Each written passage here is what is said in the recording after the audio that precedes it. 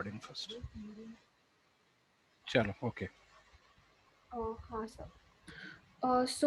Social psychology and development have a great connection, and it can be observed under two scenarios. So, n- Currently, psychology is unknowingly being used for various agendas. Political parties use psychology, social psychology uh, for their vote bank and politics. And we already know that marketing a lot of marketing schemes employ psychology. So some of the applications of social psychology in development can be as at a national level, public policies, psychologists can play a huge role. They can contribute in understanding the behavior of people and formulating policies. As we already know, psychologists also have a great knowledge of human behavior and research around it, so that research can be used for the welfare of people. And in terms of community building, concepts of social psychology like group cohesion and group building and team building can be employed.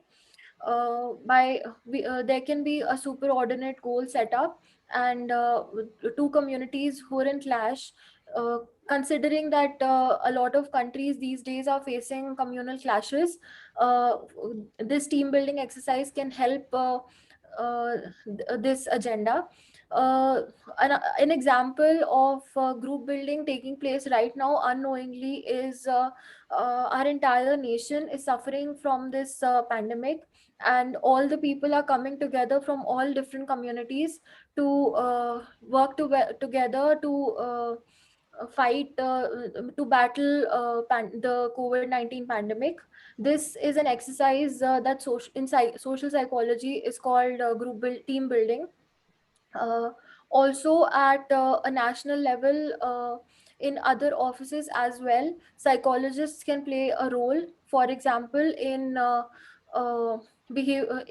changing behavior of people towards cleaning and sanitation and clean water and employing good habits. uh, there are examples of some schemes like Swachh Bharat and Beti Bachao Andolan, where social psychology and methods have been applied to change the behavior of people towards the underprivileged and towards the less privileged of the society, and towards inequality. Uh, in Swachh Bharat, the economic survey of 2018-19 also talked about the nudge theory, in which people now, as we already have set up this Okay, this thank you, Sonali. okay. So your time is up. So can you define what development is? So development can be defined as bringing about this progress in social or political or economic terms in or environment. It is progress of any kind employing resources at hand, which can be human resources. And development has a wide definition, and this is what I can narrow it down to. Okay. So you have prepared for UPSC. Yes, Okay. sir. So what was your subject for mains in UPSC? Psychology, sir. Psychology only. So did you also appear for the mains exam ever? No, sir. I Sir, missed so the list in okay, 2020. okay. So what was the main challenge that you faced as preparing at for UPSC? Sir, as a UPSC aspirant, I can say that we face a wide range of challenges. There is this social stigma also around it, that people preparing for UPSC, they tend to know everything. So we are expected to meet that social criteria. And also there's pressure from family when you're in your prime of your career. Then personally we face a lot of frustration sometimes because frustration is this conflict between two or more thoughts or cognitive thoughts of one person, and sometimes that frustration leads to acting out by us. And apart from that, personally, I think that this process of civil services examination is quite tedious. And while there are about 10 lakh aspirants, the output rate is really low. Okay. So, also when we talk about the challenges for UPSC, which already you have defined or told me, so lot many people, there are 10 lakh people who are trying for UPSC, and the result is very low. So can you tell me, is it good for the nation, or the entire UPSC scene, that many people are trying for UPSC and very less people are qualifying, but the amount of knowledge they are gaining while preparing for UPSC is very high. So overall, all this situation, what do you think? It is good for nation, or it's not good for nation? Or if it is, like, on what basis you can say that it is helping the nation? So, sir, I'll break down your question here. Recently, this aspirant of Maharashtra Public Service Commission, he committed suicide. He had cleared the interview, but his interview was postponed again and again because of the pandemic. So, after this incident, a lot of ministers are telling students to not go for government exams and shift their interest in private sector. So building on that, I think I can say that this I don't know if this is a cultural thing or if this is because of lack of employment or lack of social security, but almost everybody from every socioeconomic background after graduation comes down to these few options and tries to prepare for government examination. Since the government is not creating as much jobs, these students they end up being stuck, and they lack this skill for future career prospects. If they fail to clear the exam, they also end up spending a lot of their prime years of their life preparing for an examination, which yes, it gives a lot of knowledge to the person but a very little skill. And sometimes we don't have anything to show for these gap years. Also, in terms of the government, yes, having so little seats for the bureaucrats every year, and not trying to increase the vacancy, they have their own drawbacks. They don't increase the vacancies because they don't have the funds to for the training purposes. But this breaks the dreams of a lot of students every year.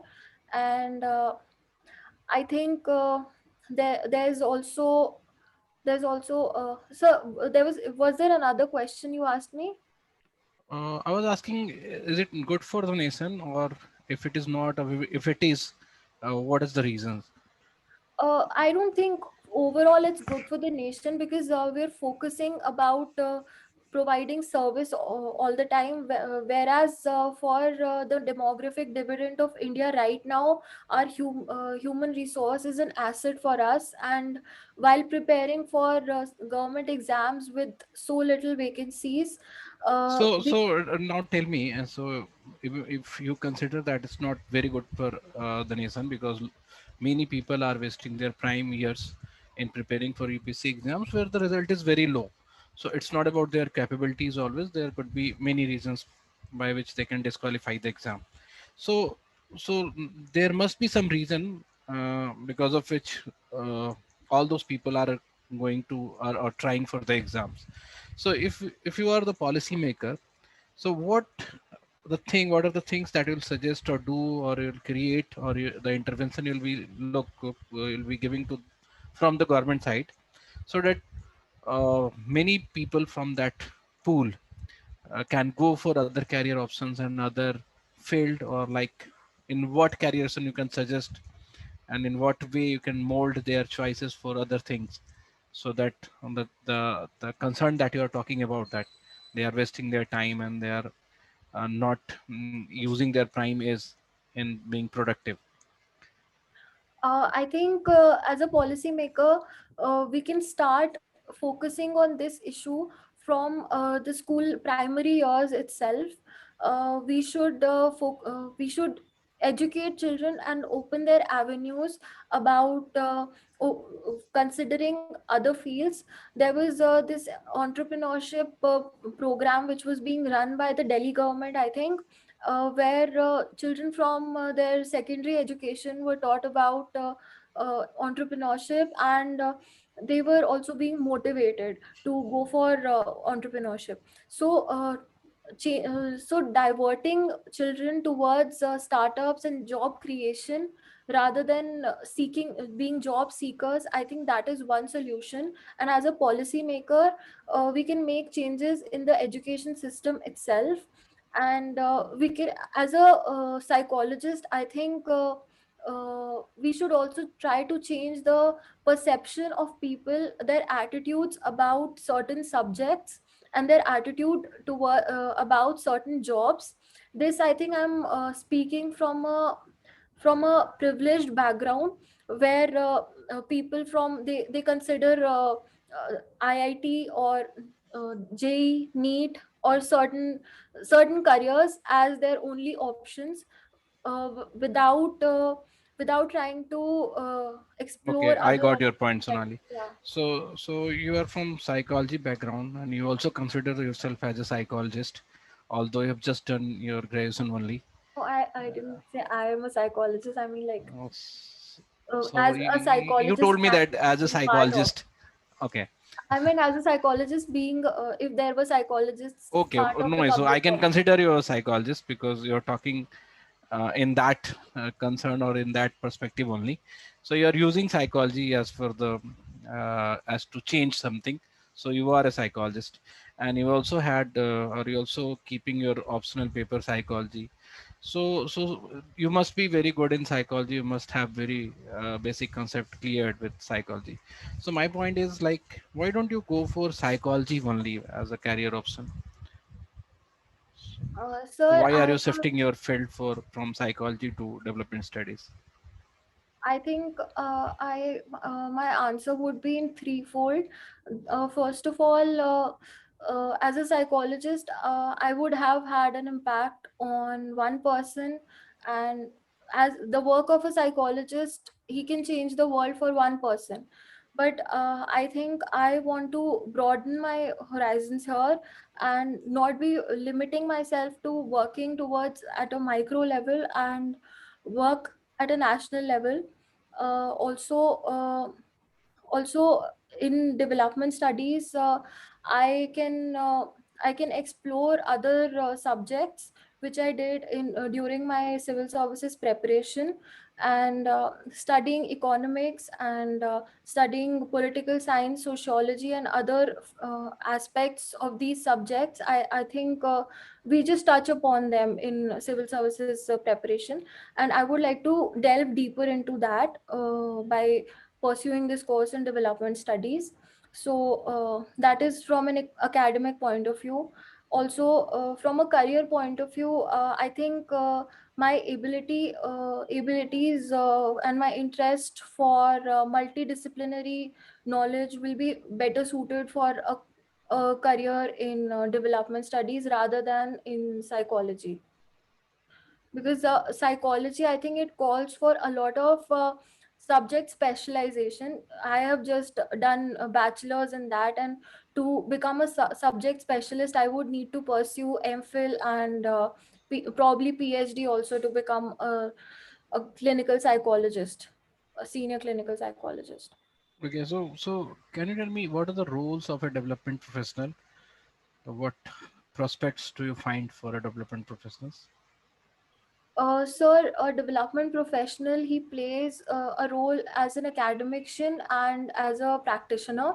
So, in academics, they work behind the stage while formulating literature, and they have access to resources So they research and they research on the public policy and various other grounds.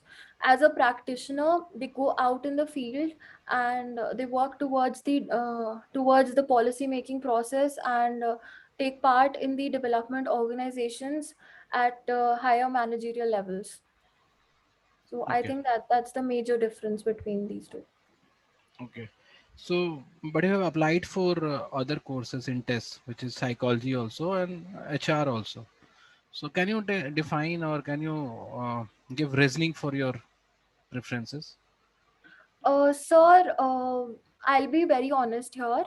So when I applied for TIS in January, when the forms came out, I was not very sure about my choices, and HR and psychology, they came naturally to me, considering that I come from a psychology background, and HR is something I studied back in final year. So because of purely because of that background, I applied for these two as my higher preferences. But after that, after preparing for the interview and for the testnet for 6 months, 7 months now, I delve a lot deeper into these subjects, and I familiarized myself with the course and the career prospects after this course. And now I think development studies is one of my only choices, and for that reason I've also skipped my psychology interview. Okay. So the next question for you will be, Sonali, that after this COVID situation and the entire economy has been stagnant or disrupted, and we were negative growth in GDP and everything, and industries were shutting down, or jobs of the people were going lost. So for all these situations, government has tried many steps or come up with the many policies interventions to intervene in this situation and get back the development on track. So can you tell me the major steps government has taken after the COVID, or during the COVID? Sir, so government, initially we were also facing, after the pandemic struck us, we were also facing a migrant crisis, and that endangered our food security. So government took a lot of steps to counter that, to provide welfare for these people. So there was Atmanirbhar Bharat package, which was announced by the finance ministry, which was worth 20,000 crore, and that was mainly uh, to boost the economy and make India self-reliant.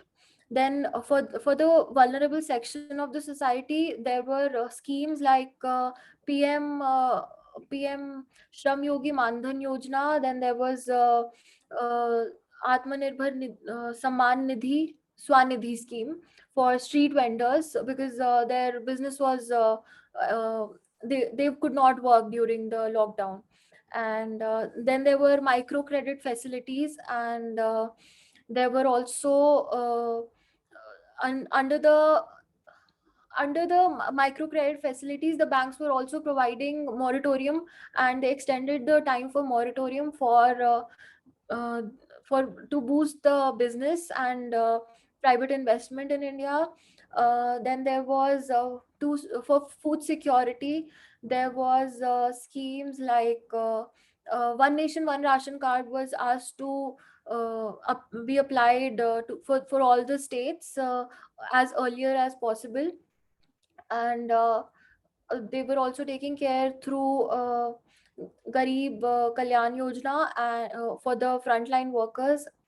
And there were schemes like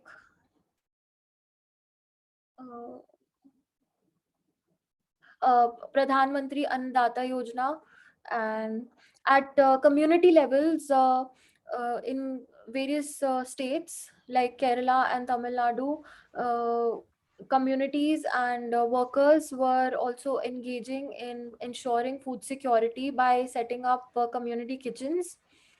So I think that's Okay, all so right with now. all these attempts, but still we need to do a lot for the economy Yeah. in terms of getting the development back on the track.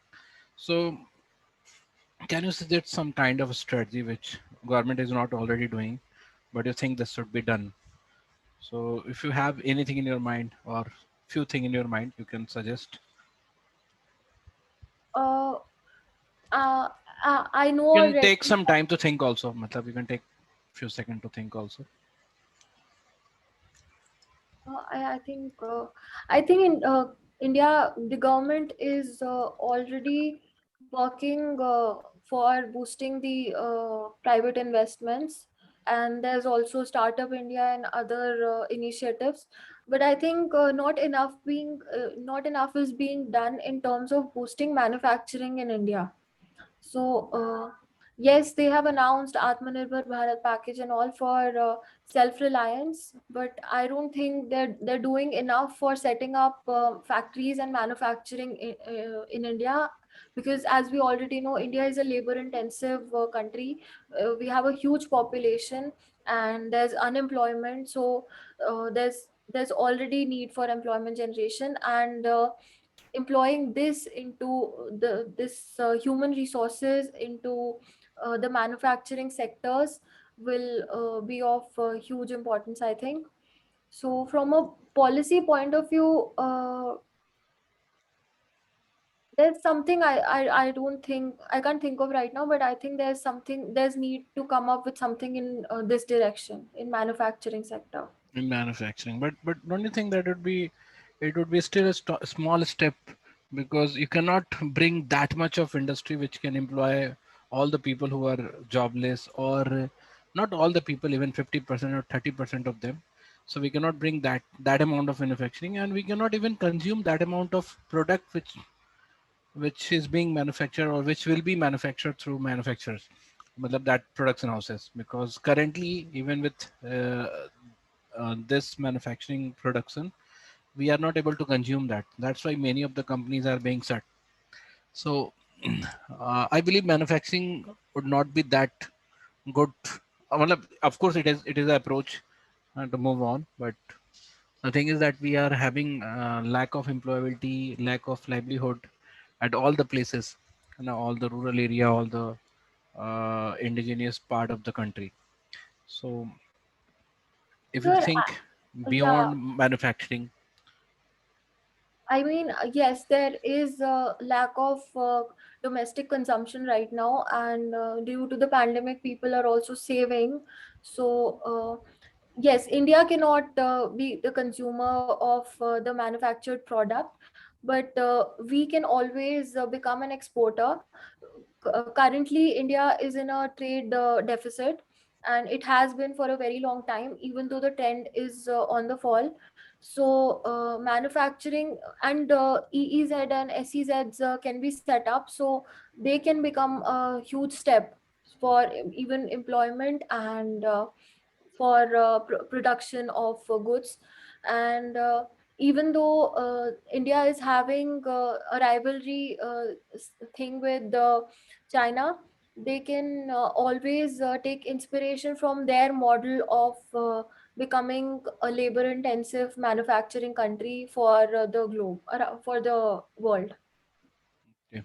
So what's your opinion about household industry, household based production units or industry like domestic productions? So can you elaborate? When a family or few family together create some product or services which can be consumed by other families. So what do you take on that? Yes, so I think this Hindu family model has already been in action for a very long time in India, and setting up kirana shops or street, becoming a street vendor and everything, that has already been a thing in India for a very long time. And there's an issue with that. So these days, e-commerce is taking over that, and with the coming of industrialization 4.0, I think this household economy idea is falling behind. So if the government can if the government can provide these family for this family model itself, if government can employ technology and provide some e-commerce platforms just like Amazon does, so selling from home, becoming a seller from home, so I think that can become an advantage for us. Okay. And also government has started, or many people individually, many NGOs have individually started to promote innovations in rural India, or semi-urban, or in fact entire India. So do you have any knowledge about how innovation can help in development, or solving the problem related to development? Yes, sir. I think livelihood is endangered livelihood is a major issue these days, and it is a barrier to development.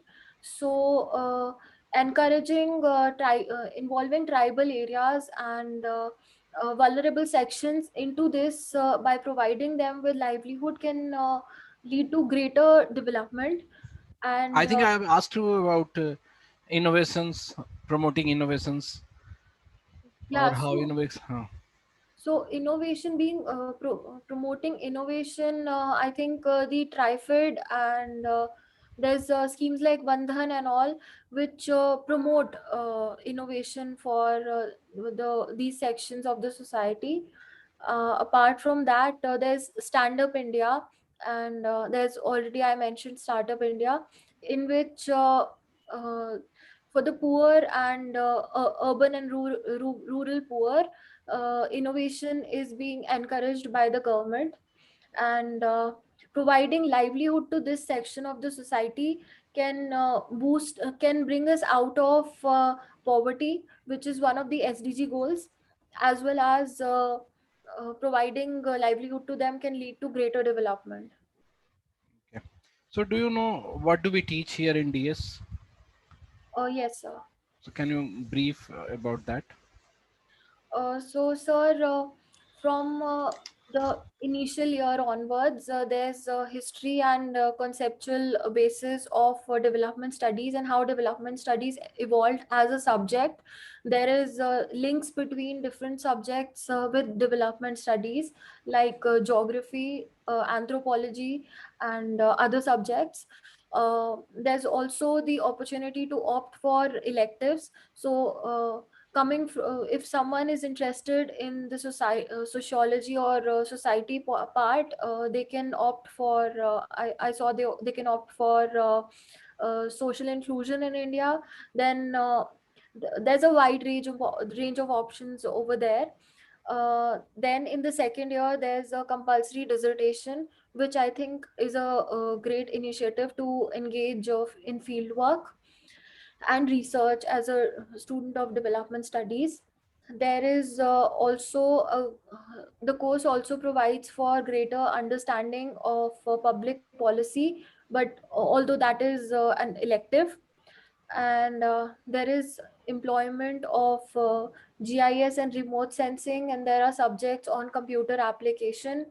There are also subjects on feminist theories and evolution of Dalit and tribal feminism, which I think is very interesting. So yes, that's all I can remember right now. There's Okay. social justice also and state and democracy. Okay. So you will end your interview by defining financial inclusion and how government tries to do that. So, financial inclusion is providing financial security to a section of the society, to all the people in the society and nation. And government tries to achieve this by the Jandan Yojana, and by opening JAM accounts, and also by providing financial literacy to people. And they also they have also come up with schemes for insurance, which require the person to have an account, and sometimes these are linked with their JAM accounts.